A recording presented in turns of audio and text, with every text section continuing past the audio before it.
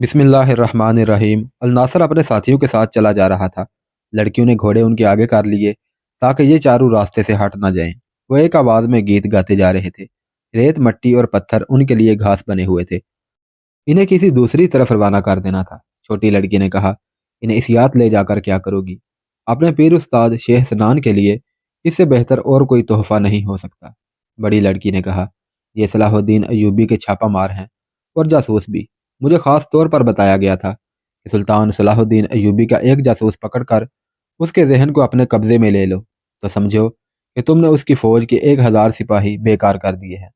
अयूबी ने अपने छापा मारूं और जासूसों को जो तरबियत दे रखी है उससे वो औसत दर्जा इंसानों से बहुत ऊपर चले गए हैं।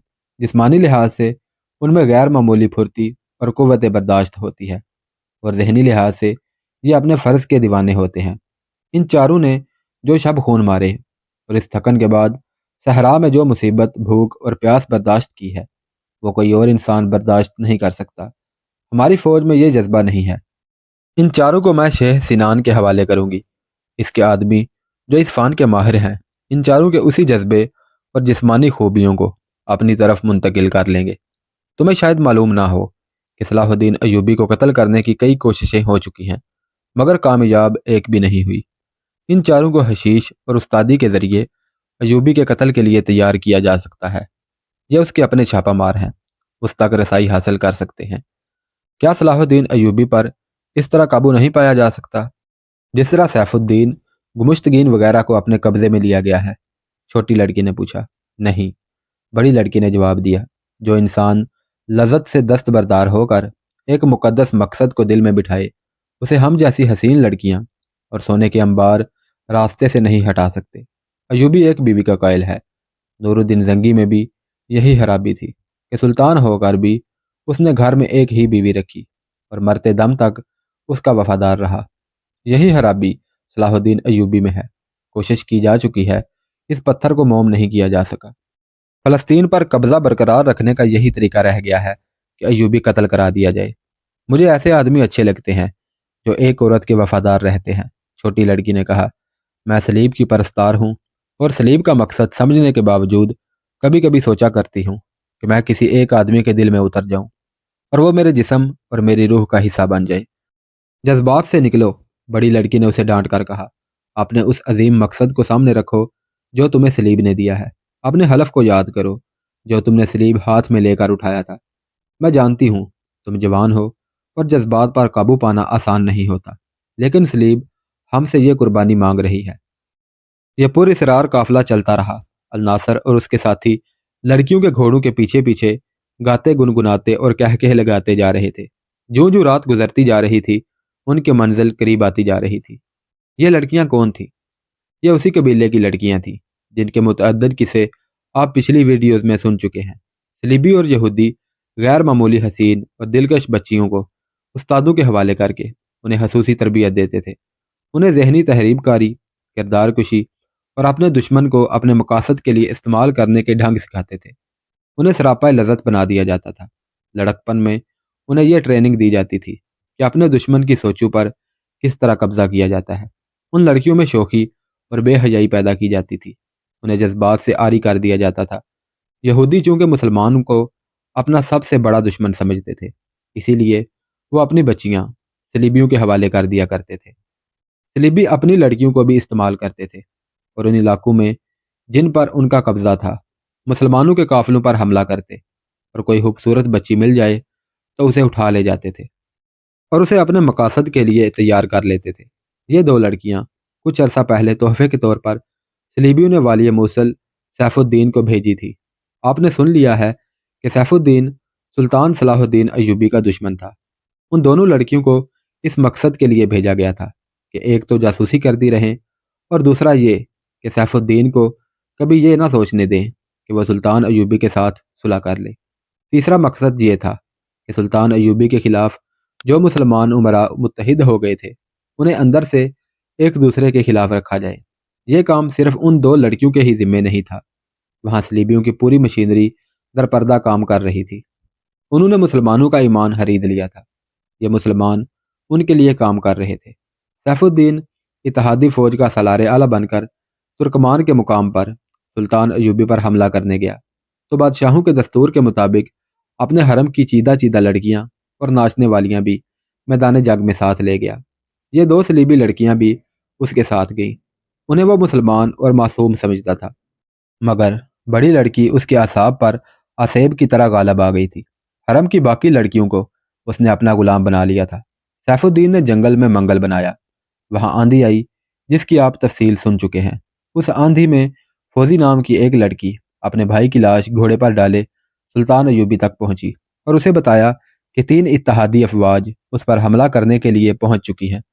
سلطان ایوبی نے تیزی سے حرکت کی اور سیف الدین کے لشکر پر حملہ کر دیا۔ آپ سن چکے ہیں کہ سیف الدین کا لشکر بے خبری میں مارا گیا۔ وہاں مار کا جو لڑا گیا وہ یک طرفہ تھا۔ میدان جنگ سلطان صلاح الدین ایوبی کے ہاتھ میں تھا۔ سیف الدین اتحادی افواج کی کمان نہ سنبھال سکا۔ صاف نظر آنے لگا کہ وہ بھاگ جائے گا۔ یہ 2 صلیبی لڑکیاں اس کے ساتھ تھیں، وہ اکیلی نہیں تھی۔ صلیبیوں کے چند ایک مسلمان ایجنٹ سیف الدین کی فوج میں اچھے عہدوں پر تھے۔ لڑکیوں کا ان کے ساتھ رابطہ تھا۔ لڑکیاں انہیں اطلاعات اور خبریں دیتی تھیں اور وہ انہیں صلیبیوں تک پہنچا دیتے تھے۔ انہوں نے دیکھا کہ جنگ کی صورتحال ایسی ہو گئی ہے کہ اتحادیوں کے سامنے پسپائی کے سوا کوئی راستہ نہیں، تو ان دونوں لڑکیوں کو وہاں سے نکالنے کا ارادہ کیا۔ صلیبیوں کی یہ لڑکیاں بہت قیمتی تھیں۔ سیف الدین میدان جنگ میں بھاگا دوڑا پھر رہا تھا۔ حرم کی لڑکیاں اس کی رہائش گاہ میں ایک خیمے میں اکٹھی ہو گئی تھی۔ یہ 2 صلیبی لڑکیاں الگ کھڑی تھیں۔ ان کے آدمی آ گئے، انہیں 2 گھوڑے دیے، گھوڑوں کی زینوں کے ساتھ پانی کے 4 چھوٹے مشکیزے اور 2-3 تھیلوں میں کھانے کا سامان باندھ دیا، خنجر بھی دیے۔ لیکن ان کا نہایت کارگر ہتھیار حشیش تھا اور اسی قسم کا ایک اور نشہ جس کا کوئی ذائقہ نہیں تھا۔ کسی کو دھوکے میں پلایا جاتا تو اسے پتہ ہی نہیں چلتا تھا کہ پانی یا شربت میں اسے کچھ اور پلا دیا گیا ہے۔ یہ دونوں نشہ آور اشیاء انہیں اس لیے ساتھ باندھ دی گئی تھی کہ انہیں کسی مرد کے ساتھ کے بغیر سفر کرنا تھا۔ راستے میں اگر وہ کسی کے ہتھے چڑھ جائیں تو اسے دھوکے میں یہ نشہ پلا کر بیکار کرنا تھا۔ رات کے وقت جب میدان جنگ میں کشت و خون ہو رہا تھا، ان دونوں لڑکیوں کو گھوڑوں پر بٹھا کر 2 آدمی ساتھ گئے۔ ترکمان سے بہت دور تک یہ آدمی ساتھ رہے، پھر لڑکیوں کو راستہ سمجھا کر واپس آ گئے۔ لڑکیوں کی منزل اسیات کا قلعہ تھا۔ بڑی لڑکی ذہین، تجربہ کار اور دلیر تھی۔ وہ چھوٹی لڑکی کو ساتھ لے کر روانہ ہو گئی۔ صبح تک وہ سرسبز علاقے سے دور نکل گئی تھی اور اس علاقے میں داخل ہو گئی جو اس خطے کا جہنم تھا۔ لڑکیوں کو معلوم تھا کہ اس مقام پر آ کر خشک پاٹ کے اندر اندر جانا ہے۔ علاقہ ڈراؤنا تھا اور تنور کی طرح گرم تھا۔ سورج سر پر آیا تو انہیں چٹان نظر آئی جو نیچے سے اندر کو گئی ہوئی تھی۔ وہ اس کے نیچے رک گئی۔ کھانا کھا کر انہوں نے کچھ دیر آرام کیا۔ اتنے میں انہیں الناصر اور اس کے 3 ساتھی آتے دکھائی دیے۔ انہیں دیکھ کر بڑی لڑکی سمجھ گئی کہ یہ آدمی کس جسمانی اور ذہنی کیفیت میں ہے۔ اپنی تربیت کے مطابق اس نے کامیاب اداکاری کی جسے الناصر ان دونوں کو وہمہ یا جن سمجھ بیٹھا۔ لڑکی کی اداکاری کامیاب تھی۔ اس نے انہیں پانی اور کھانا دیا، پھر انہیں حشیش اور دوسرا نشہ پلا دیا۔ اس نے اور اس کے ساتھی لڑکی نے انہیں نشہ پلا کر پھولوں، سبزہ زار، پرندوں اور مخمل جیسی گھاس کی جو باتیں کی تھیں، وہ ان چاروں کے ذہن میں بہشت کا تصور پیدا کرنے کی کوششیں تھیں۔ یہ حسن بن صبا کا طریقہ تھا کہ لوگوں کو حشیش بلا کر ان کے ذہنوں میں بڑے حسین تصورات پیدا کیا کرتا اور انہیں اپنے مقاصد کے لیے استعمال کرتا تھا۔ اب 100 سال بعد شیخ سنان اس کا جانشین تھا۔ یہ گروہ اب حشیشین یا فدائی کہلاتا تھا۔ بڑی لڑکی کو اس کام کی تربیت حاصل تھی۔ اسے یوں کہہ لیں کہ حشیش اور باتوں کی مدد سے اپنے شکار یا معمول کو ہپناٹائز کر لیا جاتا تھا۔ جتنی دیر حشیش کا نشہ رہتا، وہ آدمی اسی تصور کو حقیقت سمجھتا رہتا تھا جو اس کے ذہن میں پیدا کیا جاتا تھا۔ الناصر اور اس کے ساتھیوں کو اس لڑکی نے اپنے قبضے میں لے کر ایک مقصد تو یہ حاصل کرنا چاہا تھا کہ یہ چاروں ان پر دست درازی نہ کریں یا انہیں اپنے ساتھ نہ لے جائیں۔ دوسرا مقصد اس وقت اس کے سامنے آیا تھا جب اسے پتہ چلا کہ یہ سلطان صلاح الدین ایوبی کے ان چھاپہ مار جاسوسوں میں سے ہیں جن کی اس نے بہت شہرت سنی اور جن سے اسے ڈرایا بھی گیا تھا۔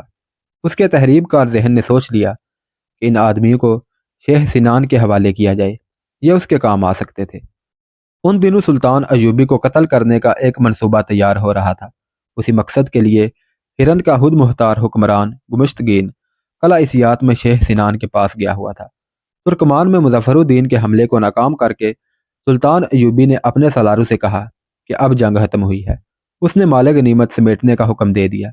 مال غنیمت بے انداز تھا۔ غازی سیف الدین کے رہائشی کیمپ سے بے انداز سونا اور نقدی ملی تھی۔ دشمن کی لاشوں سے بھی نقدی اور انگوٹھیوں وغیرہ کی شکل میں سونا ملا۔ دیگر ساز و سامان اور اسلحہ کا کوئی شمار نہ تھا۔ سلطان ایوبی نے فوج کے کام کا سامان فوج میں تقسیم کیا۔ دوسرا حصہ دمشق اور ان علاقوں کے غریبوں میں تقسیم کرنے کا حکم دیا جو مصر اور شام کی سلطنت میں آ چکے تھے۔ تیسرا حصہ مدرسہ نظام الملک کو دے دیا۔ ایک یورپی مورخ لین پول کے مطابق ایوبی نے اسی مدرسے میں تعلیم حاصل کی تھی۔ یہ مورخ لکھتا ہے کہ تاریخ میں واضح شہادت ملتی ہے کہ سلطان ایوبی نے مال غنیمت میں سے اپنے لیے کچھ بھی نہ رکھا۔ دوسرا مسئلہ جنگی قیدیوں کا تھا۔ یہ سب مسلمان تھے۔ سلطان ایوبی نے انہیں اکٹھا کر کے کہا کہ تم مسلمان ہو اور مسلمانوں کے خلاف لڑنے آئے تھے۔ تمہاری شکست کی وجہ یہی ہے۔ تمہارے حکمران تمہارے مذہب کے بدترین دشمن کے ساتھ دوستی کر کے اس کے ہاتھ مضبوط کر رہے ہیں۔ تمہاری دنیا بھی خراب ہوئی اور عاقبت بھی۔ اپنے گناہ بخشوانے کا یہی ایک طریقہ ہے کہ اسلام کے سپاہی بن جاؤ اور اپنے قبلہ اول کو آزاد کراؤ۔ سلطان ایوبی کی یہ تقریر جوشیلی اور جذباتی تھی۔ جنگی قیدیوں میں بہت سے نعرے لگانے لگے۔ انہوں نے اپنے آپ کو سلطان ایوبی کی فوج کے لیے پیش کر دیا۔ اس طرح سلطان ایوبی کی فوج میں تربیت یافتہ سپاہیوں اور عہدے داروں کا اضافہ ہو گیا۔ اس کے باوجود سلطان ایوبی نے پیش قدمی ملتوی کر دی۔ فوج کی تنظیم نو کی ضرورت تھی۔ اس نے دمشق اور قاہرہ سے کمک بھی منگوا بھیجی تھی۔ زخمیوں کے علاج کا اس نے وہی انتظام کر دیا تھا۔ دراصل مظفر الدین کے تصادم نے اس کی حالت کچھ زیادہ ہی خراب کر دی تھی۔ اسیات کا قلعہ آج کے لبنان کی سرحد کے اندر تھا۔ ایک مصری واقعہ نگار محمد فرید ابو حدید کی تحریر کے مطابق قلعہ اسیات حسن بن صبا کے حشیشین کا مرکز اور مستقر تھا۔ اس قلعے میں شیخ سنان کی حکمرانی تھی جو حسن بن صبا کا جانشین تھا۔ اس قلعے میں اس نے کچھ فوج بھی رکھی ہوئی تھی۔ اسیات ذرا بڑا قلعہ تھا۔ اسے دور دور 3-4 چھوٹے قلعے بھی تھے جو شیخ سنان کے حشیشین کے پاس تھے۔ انہیں یہ قلعے صلیبیوں نے دے رکھے تھے۔ صلیبیوں کی کوشش یہ تھی کہ حشیشین کو مسلمان قائدین کے قتل کے لیے اور مسلمان قوم کی کردار کشی کے لیے استعمال کیا جائے، لیکن حشیشین جو اسلام کا ایک فرقہ بن کر ابھرنا چاہتے تھے کرائے کے قاتل بن کے رہ گئے تھے۔ انہوں نے صلیبی لیڈروں کو بھی قتل کیا تھا۔ انہیں نقدی دے کر کوئی بھی استعمال کر سکتا تھا۔ سلطان ایوبی کے دور میں صلیبیوں نے انہیں اتنی مراعات دی کہ انہیں قلعے تک دے دیے۔ وہ ان کے ہاتھوں نور الدین زنگی اور صلاح الدین ایوبی کو قتل کرانے کی کوشش کرتے رہے۔ نور الدین زنگی کی موت کے متعلق میجر جنرل محمد اکبر خان رنگروٹ نے بعض مورخوں کے حوالے سے لکھا ہے کہ یہ حشیشین کی کارستانی تھی۔ اسے دھوکے میں کچھ کھلا دیا گیا تھا جس سے وہ چند دنوں بعد فوت ہو گیا۔ اب صلاح الدین ایوبی کو قتل کرنے کے منصوبے بن رہے تھے۔ حشیشین صلیبیوں کے ہاتھوں میں کھیل رہے تھے۔ اس صبح سورج ابھی نہیں نکلا تھا جب الناصر اور اس کے 3 ساتھی 2 صلیبی لڑکیوں کے ساتھ اسیات کے قلعے کے دروازے پر جا رکے۔ بڑی لڑکی نے کوئی خفیہ الفاظ بولے۔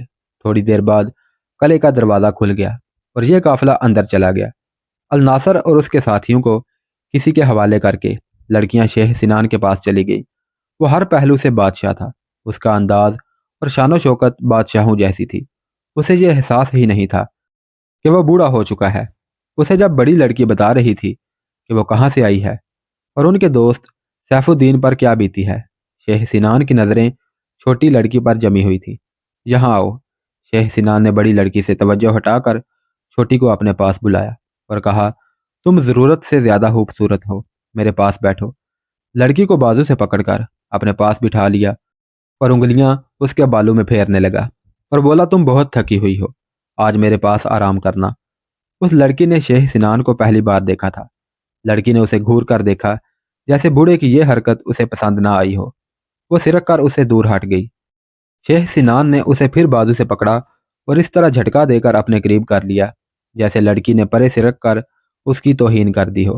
اس نے بڑی لڑکی سے کہا، اسے ہمارے متعلق کسی نے نہیں بتایا کہ ہم کون ہیں اور ہماری توہین کتنا بڑا جرم ہے۔ میں آپ کی لونڈی نہیں، چھوٹی لڑکی بھڑک کر بولی۔ میرے فرائض میں یہ شامل نہیں کہ جو مجھے گھسیٹ کر اپنے ساتھ لگا لے میں اپنا آپ اسی کے حوالے کر دوں۔ وہ اٹھ کھڑی ہوئی اور بولی، میں صلیب کی غلام ہوں، حشیشین کی خریدی ہوئی لونڈی نہیں۔ بڑی لڑکی نے اسے ڈانٹ دیا اور خاموش رہنے کو کہا، مگر وہ خاموش نہ ہوئی۔ وہ کہنے لگی، مجھے مسلمانوں کے حرم میں इस शख्स ने नहीं देखा। मैंने कोई कोताही नहीं की। मैंने तुम्हारे साथ सैफुद्दीन और उसके मुशीरों की अकल पर पर्दा डाले रखा, लेकिन मेरे फ़राइज़ में ये शामिल नहीं कि इस बूढ़े के कमरे में रहूं। अगर तुम इतनी खूबसूरत ना होती तो हम तुम्हारी ये गुस्ताखी कभी माफ़ ना करते, शेख सिनान ने कहा, और बड़ी लड़की को हिदायत देने के अंदाज से कहने लगा, इसे ले जाओ और इसे इस याद के कले के आदाब सिखाओ। बड़ी लड़की उसे बाहर छोड़ आई। उसने शेख सिनान से कहा, आपकी नाराज़गी बजा है, लेकिन हम अपने ऊपर वालों की इजाज़त के बगैर हर किसी का हुक्म नहीं मान सकती। मैं चूंकि आपको जानती हूँ, इस कले में पहले भी आ चुकी हूँ, अब आपके काम के 4 आदमी फांस लाई हूँ। आपको उस तरफ तवज्जो देनी चाहिए। उसने शेख सिनान को अल नासर और उसके साथियों के मुतल्लिक पूरी तफसील सुनाई। मैं इन आदमियों से पूरा काम लूँगा, शेख सिनान ने कहा, लेकिन मैं इस लड़की को अपने कमरे में ज़रूर रखूँगा। ये काम मुझ पर छोड़ दे। लड़की ने कहा, वो कहीं भाग तो नहीं चली? क्यों ना मैं उसे आमादा करूं कि वह हंसी खुशी आपके पास आ जाएगी। अल नासर और उसके साथियों को शेख सिनान के 2 आदमी अपने साथ ले गए थे। वो बेशक नशे में थे, लेकिन सारी रात पैदल चलते रहे थे। उन्हें एक कमरे में ले गए। वो पलंगों पर गिरे और सो गए। उधर लड़कियां भी रात भर की जागी हुई थी। वो भी उस कमरे में जाकर सो गईं जो उन्हें दिया गया था। दोपहर के बाद अल नासर की आंख खुली। उसने इधर उधर देखा। उसके साथी सोए हुए थे। उसने गिरदो पेश को पहचानने की कोशिश की। ये एक कमरा था। उसमें पलंग थे और पलंगों पर उसके 3 साथी गहरी नींद सोए हुए थे। उसे सब्जादार फूलों वाले पौधे, रंग बिरंगे परिंदे और मखमल की तरह की घास याद आई। लड़कियां याद आईं। सहरा और सहरा का बेरहम सफ़र याद आया। उसे वो ख्वाब समझने लगा। सहरा का सफ़र उसे हकीकत की तरह याद था। लड़कियों से मुलाकात और उसके बाद के वाक़यात उसे ख्वाब या वाह में लगे। मगर अब वो कहाँ हैं? ये सवाल उसे मुज़तरब करने लगा। उसने अपने साथियों को ना जगाया, उठा और दरवाजे में जा खड़ा हुआ। यह कोई कला था। उसे सिपाही आते जाते नजर आ रहे थे। वो किस फौज के थे? ये कौन सा कला था? उसने किसी से पूछना मुनासिब ना समझा। यह कला दुश्मन का हो सकता था। तो क्या वो अपने साथियों के साथ कैद हो गया है? लेकिन यह कमरा कैद खाने का तो नहीं था। वो जासूस और छापा मार था। उसने किसी से पूछे बगैर यह मुअम्मा अपनी अकल से हल करने का इरादा किया। उसे कोई खतरा महसूस होने लगा था। दरवाजे से हटकर वो पलंग पर जा बैठा। बाहर उसे कदमों की आहट सुनाई दी। उसने आंखें बंद कर ली और खराटे लेने लगा। 2 आदमी कमरे में दाखिल हुए। अभी सोए हुए हैं, एक आदमी ने दूसरे से कहा। सोया रहने दो, दूसरे ने कहा। मालूम होता है इन्हें कुछ ज्यादा पिला दी गई है। इनके मुतल्लिक क्या बताया गया है? 2 सलीबी लड़कियां उन्हें फांस कर लाई हैं, पहले ने जवाब दिया। ये सुल्तान सलाहुद्दीन अयूबी के छापामार जासूस हैं। बहुत दलेर और अक्लमंद बताए जाते हैं। इन्हें तैयार करना है। वो दोनों चले गए। अल नासर के जिस्म का रूह रूह बेदार हो गया। उसे यकीन होने लगा कि वह बहुत बड़े धोखे का शिकार हो गया है। उसे अब यह मालूम करना था कि यह कौन सा कला है, किस इलाके में है और उसे और उसके साथियों को किस मकसद के लिए तैयार किया जाएगा। वह इस तलख हकीकत को जान गया था कि किसी कले से फरार होना मुश्किल ही नहीं, नामुमकिन भी होता है। लड़कियों के कमरे में यह कैफियत थी कि छोटी लड़की थोड़ी सी देर सोकर जाग उठी थी और खिड़की खोलकर उसमें बैठी थी। उसने सफ़र के दौरान बड़ी लड़की के सामने अपने जज्बात का इजहार किया था। वो नौजवान थी, अभी पुख्ताकार नहीं हुई थी। अपने जैसी दूसरी लड़कियों की तरह वो अभी अपने जज्बात को दबा नहीं सकी थी। उसे पहली बार बाहर भेजा गया था। उसके साथ ये बड़ी लड़की थी जो तजर्बाकार थी। उसने भी देखा था कि छोटी लड़की इस जिंदगी में कामयाब नहीं हो रही। उसे मर्दों को उंगलियों पर नचाने का फन नहीं आया था। उसने दरअसल उस फन को कबूल ही नहीं किया था। बूढ़े बूढ़े सालारों ने और सैफुद्दीन ने उसे खिलौना बनाए रखा था। अब वो मैदान जंग से भाग कर आई और इतनी कठिन और सबर आजमा मुसाफत तय की। रात भर सफ़र किया, मगर आते ही शेख सिनान जैसे बूढ़े ने उसे कह दिया कि मेरे कमरे में रहो। बेशक उसे बचपन से इस गलीज तर्ज ज़िंदगी की तरबियत दी गई थी, लेकिन जवानी में आकर उसके अपने जज्बात का सर चश्मा फूटा तो इतने लंबे अरसे की तरबियत के असरात धुल गए। जिन इंसानों को उसे फांसने और सलीब के जाल में उलझाए रखने के लिए तैयार किया गया था, उन इंसानों से उसे नफरत हो गई और अपने पेशे को वो हकारत की नज़रों से देखने लगी। वो खिड़की के सामने बैठी बड़े ही तलख ख्यालों में उलझी हुई थी। उसके आंसू निकल आए। उसे ना कोई पनाह दिखाई दे रही थी, ना कोई राह फरार। बड़ी लड़की जाग उठी। अपनी साथी को खिड़की में बैठा देखकर उसके पास जा बैठी। اس کی آنکھوں میں آنسو دیکھ کر بولی، ابتدا میں جذبات کی یہی حالت ہوتی ہے۔ ہم جو کچھ کر رہی ہیں یہ اپنی عیاشی کے لیے نہیں، صلیب کی حکمرانی کے قیام کے لیے کر رہی ہیں۔ اپنے سامنے یہ مقصد رکھو کہ اسلام کا نام و نشان مٹانا ہے۔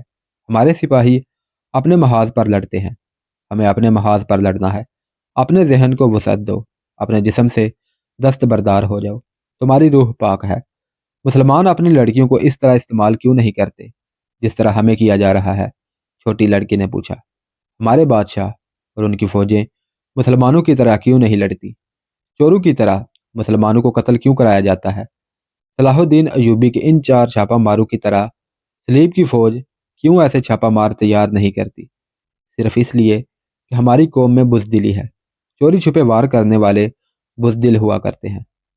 بڑی لڑکی سٹ پٹا اٹھی اور بولی، ایسی باتیں کسی اور کے سامنے نہ کر بیٹھنا ورنہ قتل ہو جاؤ گی۔ اس وقت ہم شیخ سنان کے پاس ہیں، اس سے ہمیں بہت بڑا کام لینا ہے، اسے ناراض نہ کرو۔ مجھے اس شہر سے نفرت ہو گئی ہے، چھوٹی لڑکی نے کہا۔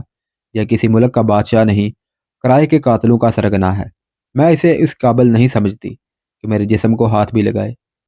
بڑی لڑکی نے اسے بہت دیر کی بحث کے بعد اس پر آمادہ کر لیا کہ وہ شیخ سنان کے ساتھ اچھی طرح باتیں کرے۔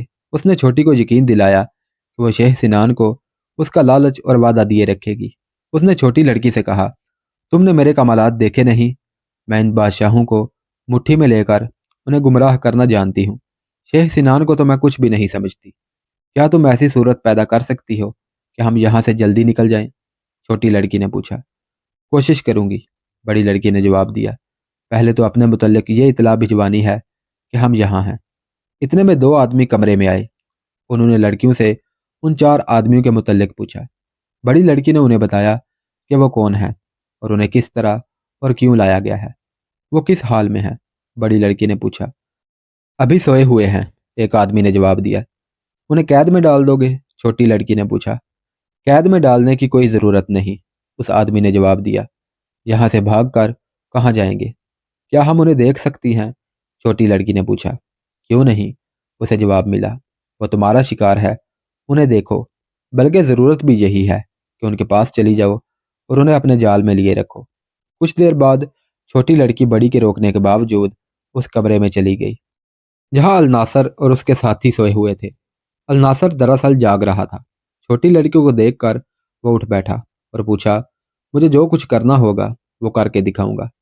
لڑکی اس کے قریب آ گئی، دھیمی آواز میں بولی، میں جن نہیں ہوں، انسان ہوں، مجھ پر بھروسہ کرو۔ الناصر نے اسے قہر بری نظروں سے دیکھا۔ لڑکی اس کے ساتھ پلنگ پر بیٹھ گئی۔